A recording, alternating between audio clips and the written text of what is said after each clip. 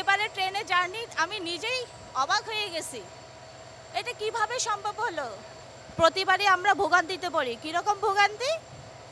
স্টেশনে এসে ভিড়, হুড়োহুড়ি, ধাক্কাধাক্কি, ট্রেনে উঠতে গেলে এগুলো ছিল।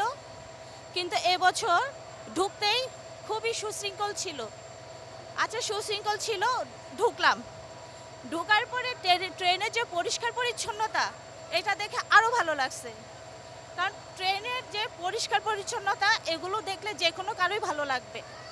আর ঈদ যাত্রা তখনই শুভ হয় যদি আমার জার্নিটা আমি কমফোর্ট ফিল করি। এবারে জার্নি আমারও কমফোর্ট করছে। এবং ট্রেন, এবার আমি কিন্তু রেগুলারভাবে ট্রেনে আসা যাওয়া করি। ট্রেন ছাড়া আমি কখনো আসা যাওয়া করি না। কিন্তু এবারে ট্রেনে জার্নি আমি নিজেই অবাক হয়ে গেছি। এটা কিভাবে সম্ভব হলো? ঈদের মধ্যে কোনো ভিড় নাই, কোনো হুড়োহুড়ি নাই, ট্রেনে উঠতে গিয়ে কোনো ধাক্কাধাক্কি নাই, সব কিছু সুশৃঙ্খল। আবার ট্রেনের স্টেশন অনেক পরিষ্কার ছিল।